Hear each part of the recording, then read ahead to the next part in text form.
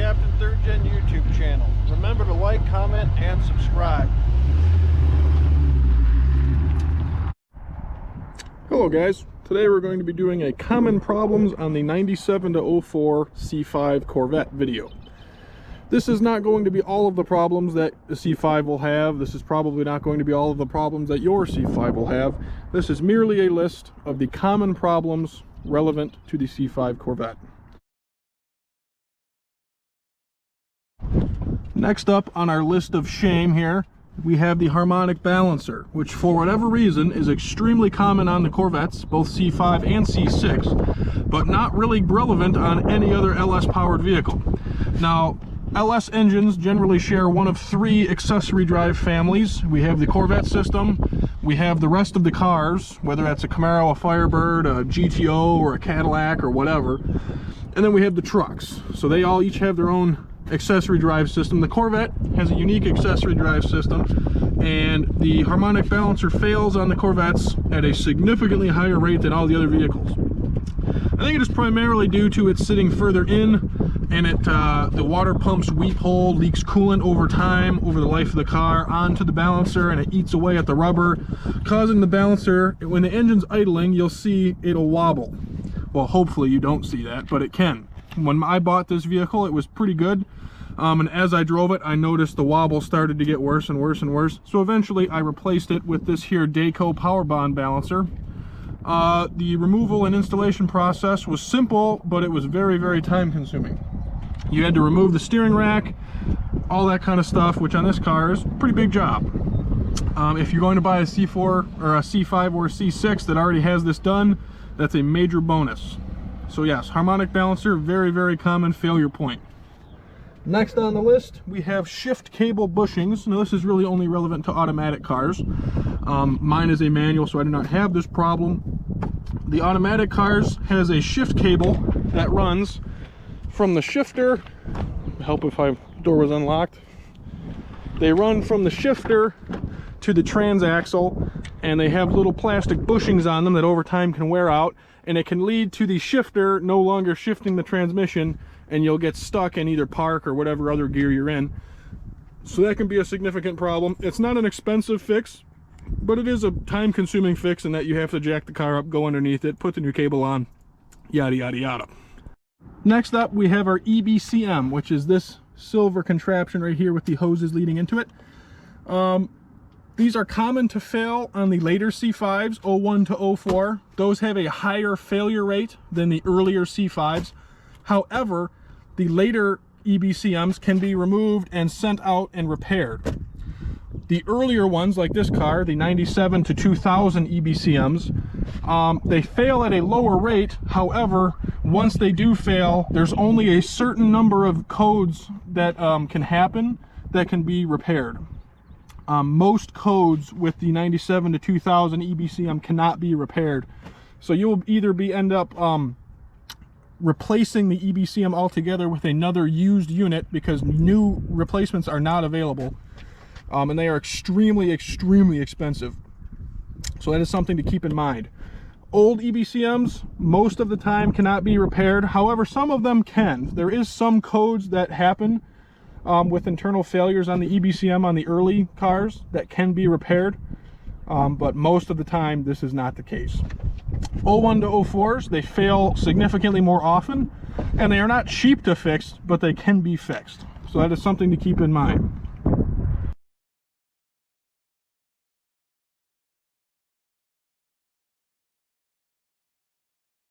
A very common failure on the C5 is that your oil pressure reading will go from 0 to 80 to 40 to 0 to 80, 0 to 80, and if you look at it on the digital readout that says oil pressure, it might even go up into the well over 100.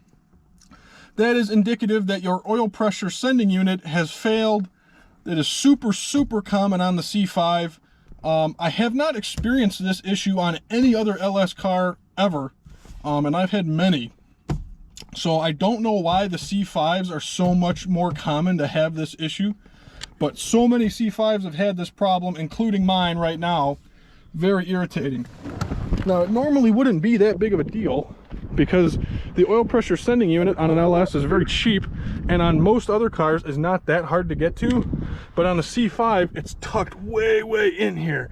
So you either have to remove the wipers, remove the cowl here, and cut an access door. This is the ghetto way to do it. Then you snake a some kind of hook down there to remove the connector, and then a big 27 socket, pull the oil sensor out, or you have to remove the intake manifold, which in my opinion is the correct way to do it. And when I eventually get to doing my oil pressure sending unit, that's how I will do it. I'm just going to remove the intake, clean everything up, re-gasket everything in the process, and replace the oil pressure sending unit. Very cheap part. It's only about $20 for a genuine GM unit. But the problem is that it's very tricky to get to. They do make aftermarket kits to relocate the oil pressure sending unit. So it's basically an extension. You screw it into the engine block, and then you remove, or you move the ending of that extension somewhere like over here or over there or wherever you want, and then you plug the sensor into that, and then it makes future oil pressure sending unit replacements way easier. So I definitely recommend doing that. When I get around to doing mine, that's how I'm going to do it. Another common problem with the C5 is the fuel gauge sending unit will be stuck. So your fuel gauge might start acting funky, acting wonky, giving you readouts that don't make any sense. Don't freak out just yet. Many C5 owners have had luck running Techron fuel system cleaner in their gas tanks. They'll run a bottle or two of that, and many have reported that it frees the sending unit float up so that it can read accurately again. The reason that the C5 has so many problems with this and most other cars don't is because the C5 has a two-part saddle tank. So the fuel tank actually has a transfer tube that runs from the passenger side to the driver's side, and then the driver's side has the main fuel pump, which pumps it up to the engine. At the time that the C5 came out, this was kind of an unusual design. However, these days it's extremely common. But yeah, if your fuel gauge ever starts freaking out, don't flip out just yet. Try doing some of the fuel system cleaner first and see if you can free the sending unit float up. If that doesn't work, then you are probably going to have to replace the fuel pump sending unit assembly, which on the 97 to 03 C5s is able to be done through the driver's side rear wheel well. You'll jack the car up, remove the wheel, remove the access panel, and take the pump out, put a new pump in. However, on the 2004 cars, this becomes significantly more tricky, and you'll have to remove the whole fuel tank. So definitely something to think about if you're getting a 2004 C5. It's so much a common problem as it is a common mistake. Now, when I removed my steering rack from the vehicle to replace my harmonic balancer, when I put the rack back in and I go to drive the car, I was getting this active handling warming up message. And you might think, okay, whatever, except it doesn't go away. And I'm like, well, what the heck? It wasn't like this when I took the car apart. What's wrong? There's actually a steering angle sensor on the column, the steering column. When I removed the steering column from the steering rack to remove the rack from the car, you have to make sure when you put those back together that they are at the perfect angle that they were when you took them apart. If they aren't, you'll get that active handling warming up message. And this is due to the car's active handling system. When you start driving the car needs to see a certain amount of, I think it's 100 feet of the car going straight within, I believe it's a minute after the car starts rolling. That's what the car's looking for to calibrate the active handling system. And if you have that steering column mounted 180 degrees or 360 degrees off, what's going to happen is the car is never going to calibrate that active handling system, and then it's going to give you a message on the DIC that says active handling warming up, and you'll get a traction control and ABS light, because those systems will no longer work.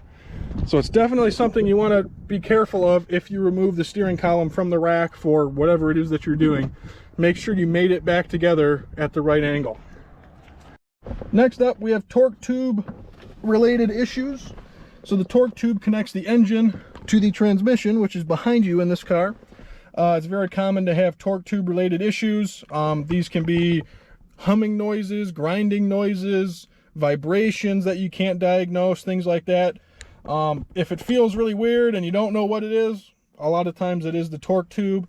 It's a pretty robust design, but over time you can run into issues. It is from the factory rubber couplings that hold it together. They can degrade and dry rot and fail over time. So that's a common problem. If you're doing the torque tube out to do a clutch replacement, you might as well rebuild the torque tube while you're in there. Another common thing on, this is in general LS engines, especially LS1s, is piston slap. So this is a 99, and this one does not have any piston slap regardless of the temperature. But the later LS1s, 2001 and up, mostly in my experience, they have piston slap, and it's very common. And many owners are kind of off-put by this sound because it sounds a lot like lifter tick or bad valve spring or just overall loud valve train noise. Be like, oh no, does my car have rod knock? And no, it's usually just piston slap with an LS. If it's only when the engine is cold, and it generally goes away once the engine warms up, most likely piston slap. With these aluminum block, aluminum head engines, they generally echo more than the iron blocks that some people might be used to. I have a 2001 Trans Am that has this same LS1 engine, and that one has very noticeable piston slap depending on the temperature outside. And again, I was pretty concerned about it, but once I did my research, it's not a big deal. I've had the car for 7 or 8 years now. It hasn't gotten any worse. We're chilling.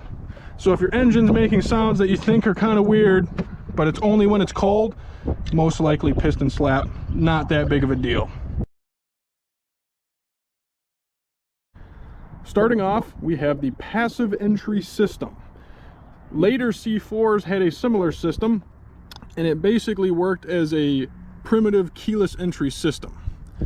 What this means is, as you get closer to the car would automatically unlock, and as you got further away from the car would automatically lock.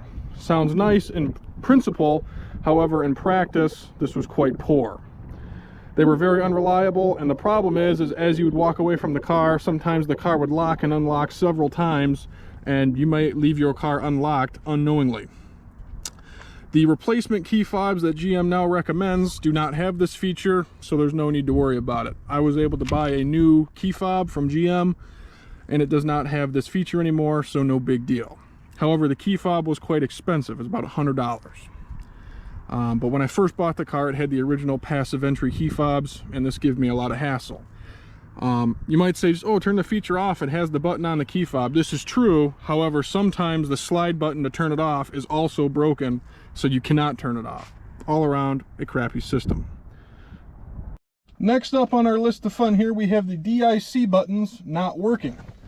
These DIC buttons control what this digital readout displays. They're very useful, and in the C5 they're kind of important because you have to use these to program key fobs, tire pressure sensors, toggle between information, things of that sort. It's very common for these to fail. However, it's not the switch itself that fails, generally. It can, but it's much rarer. Usually it's the solder points on the control board behind the gauge cluster. That's what these feed into. Those solder points fail over time, and you have to remove the entire gauge cluster, send it to somebody, or if you know what you're doing, do it yourself, to have those solder points repaired so that these buttons work again. I had to do this to my car just this year, and it was about $400 to have it all fixed.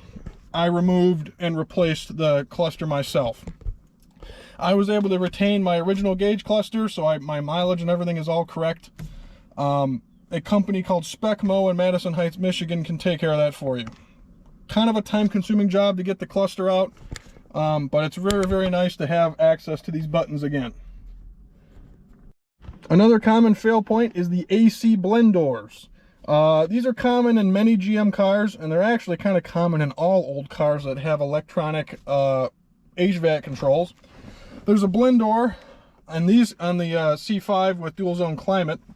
The manual cars actually have the same blend door, so it doesn't really matter whether you have manual climate or automatic climate like this car. You're still going to have two blend doors on each side, or one blend door each side, two blend doors total. One's mounted in the dashboard about here, that far in.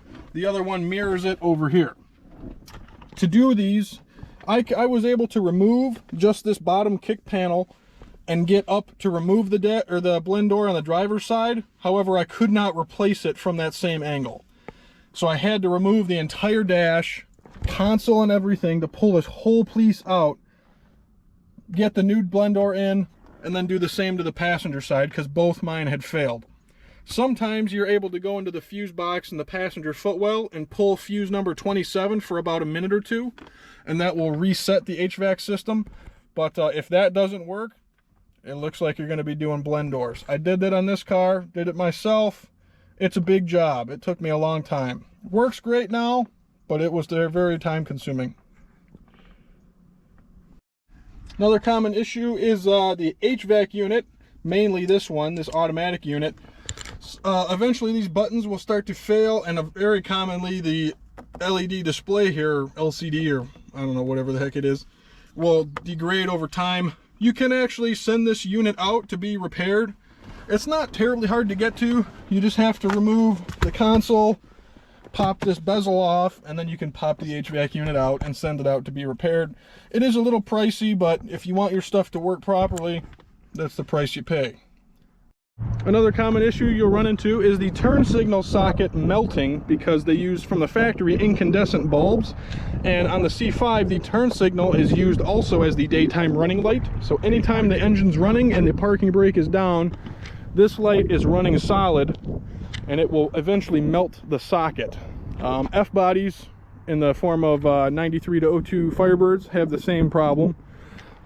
It's easily solved by replacing the incandescent bulb with an LED and installing a hyper flash electronic relay. In the C5's case, up under here. Not too hard of an install. The F-body install is very similar. The next issue is targa top fading and cracking. Now on the C5, you have your choice of two targa tops, either a body color one that's plastic or a see-through plastic one like we have here. You can see it has a bit of a blue tint to it. This is to keep the UV rays off of you. When I bought this car, this one was so faded, it was barely transparent. You could barely see light through it. So what I was able to do was sand it down and re-clear coat it. It's a little dirty at the moment, I apologize. Sand it down and re-clear coat it, and that improved the transparency of it significantly. However, you'll see on the passenger side, it's very common in over the course of the vehicle's life, with temperature changes, you'll get these cracks as it expands and contracts. That is very common. There's really not much you can do about it except replace the top. It's very expensive to replace the top. There's various services that will rebuild your top and put a new piece of plastic in your frame, or you can buy a completely new top. Both options are very expensive. Also, very common for the targa top to leak. Not as bad as the C4. However, the C5, it is very common for it to leak actually through the latch holes. So you'll get a leak through here, and you'll end up with this plastic filling with water, and you might not necessarily know that it's leaking until you take the car on a hard turn or a hard stop or a hard acceleration, and you'll see water start to leak out from here. Kind of annoying, very common. There is ways to fix it. I have not fixed mine yet, but you'll only really get that in heavy rain or if you go through a car wash or something. All right, now another common problem is windshields, right? Plenty of cars need replacement windshields. I've had to do a few of them myself. Well, I haven't done them myself. I always pay a Safe Flight to do it or whatever. And on most cars, it's not that big of a deal. However, on older cars, it can be a problem. We expect this, right? On Corvettes, it can be especially complicated. Many owners have reported Safelite and similar glass replacement companies not wanting to touch Corvettes at all. And with the heads-up display, like this car's equipped with here, you actually have to get a special windshield. Z06 cars actually have a special thinner windshield. So there's several different windshield types for C5 Corvettes. They can be extremely expensive, they can be very hard to find, and they can be hard to find a company that'll actually do that for you. So if you're getting a car, you're negotiating it, and it has a cracked windshield or whatever, definitely use that as a negotiating point, because it's very, very expensive to get that replaced. And it can be impossible depending on where you live. Or you'll end up doing it yourself if you cannot find a local company to do that for you. Another very common issue is when you go to shut the trunk, you'll notice that the trunk doesn't shut all the way. Now if you see, I have both doors shut and both windows up. When you go to shut the trunk, you really have to slam it for it to latch all the way down. This is easily fixed by either having one of the windows rolled down a little bit or just having the door open. But if you slam it like this, now I'm going to slam it with, a pretty reasonable amount of force. As you can see here, it's not closed all the way. So that is a very annoying thing to deal with. However, if I open this door, you'll see that when I close it with a reasonable amount of force, closes nice and flush. There is a pressure relief valve door thing in the back of the Corvette's trunk that's supposed to let the pressure out so that you can close it. However, it does not work very well. It's a very common problem, very irritating, but easily remedied by just having the door open or the window cracked down a little bit. Very common problem on the C5 and basically any General Motors car with pop-up headlights is the pop-up headlights will stop working. They'll make terrible grinding sounds, things like that. It's a big problem. It's very widespread. Firebirds have it, Camaros have, or the Corvettes have it, Fieros have it. The only problem is really just the gear. So there's a nylon gear in this motor here. Now you can turn the motor by hand by turning this outer wheel. You can raise and lower it manually that way.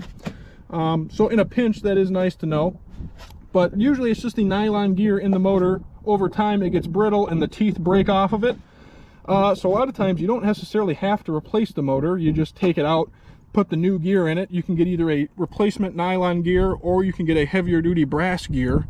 Put it back in, and 9 times out of 10 it works just fine for a long time after that. But even if you just replace the whole motors, they aren't terribly expensive. I've had to do it on many Firebirds. It's not that big of a deal. So is it a widespread issue? Yes, very common, very annoying, but it's really not that big of a problem, not that huge of a job. Definitely don't pay somebody like hundreds and hundreds of dollars to fix this for you. I believe in you. You can definitely repair the headlights DIY. Alright guys, so that concludes our common problems of the C5 Corvette video. Like I said, you might have different problems. You might not have any of these problems. If you do, I'm very lucky. Good for you. But these are just a basic list of common problems that the C5 has. There's a lot of things I didn't mention. A lot of it's just basic old car stuff. If you're buying one of these cars, I highly recommend that you become familiar with old car stuff, because these cars are plenty old and they have plenty of old car problems. Overall, very fun cars though. Love them. They look awesome, they drive awesome, but they do have a common problem list, which I have now given you. Thanks for watching, guys. Anything I forgot, any common problems you've had, make sure to drop them in the comments section. And thanks for watching, everybody.